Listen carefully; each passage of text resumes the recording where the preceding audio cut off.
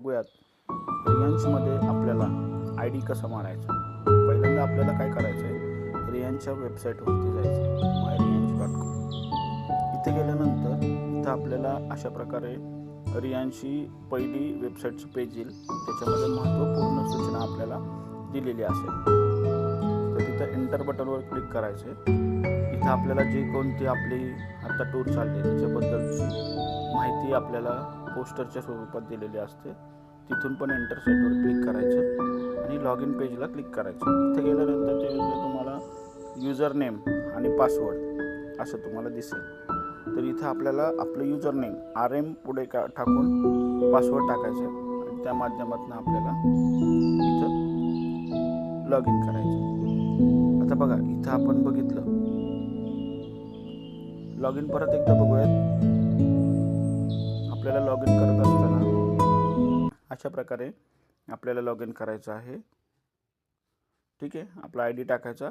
ID टाकल्यानंतर आपल्याला अशा प्रकारे वेबसाईट आपल्याला तिथं दिसेल. ठीक आहे, पासवर्ड जो आहे तो टाकायचा आहे, जो तुम्हाला बाय डिफॉल्ट दिलेला आहे. तुमच्या व्हॉट्सअपवरती आला असेल किंवा मेसेजमध्ये आला असेल किंवा सिनियरला विचारून घ्या. हे झाल्यानंतर ही पहिली आपली वेबसाईटमध्ये इन केल्यानंतर अशा प्रकारे इथे तुम्हाला पहिलं पेज दिसेल की ज्याच्यामध्ये रिवॉर्ड स्टेटस दिसेल आणि वरती तुमचं नाव आणि तुम्हाला वेलकम केलेलं दिसेल आणि सक्सेसफुली लॉग इन असं तुम्हाला तिथं दिसेल. इथे वरती तुमची रँक दिलेली असते. आता राणी मॅडम ह्या स्टार रँकला आहे, तर त्यांची इथं स्टार रँक दिलेली आहे आणि आता जे करंट टार्गेट लागलेलं आहे त्याच्याबद्दल इथं दिलेलं आहे. पेअरला 13,500 असं आपल्याला मॅचिंग करायचं होतं, तर त्यांचं किती झालं हे खाली दिलेलं आहे. ठीक आहे, तर हे डॅशबोर्ड आहे म्हणून आपण ही सगळी माहिती समजून घेतली. आता या डॅशबोर्डवरती आपल्याला इथं सगळे स्टेटस दिसतात.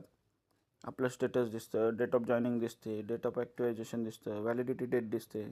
म्हणजे हा ID 21/5/2027 पर्यंत व्हॅलिड आहे. त्यानंतर आपल्याला 30 SP आपला ID रिन्यू करून घ्यायचा आहे.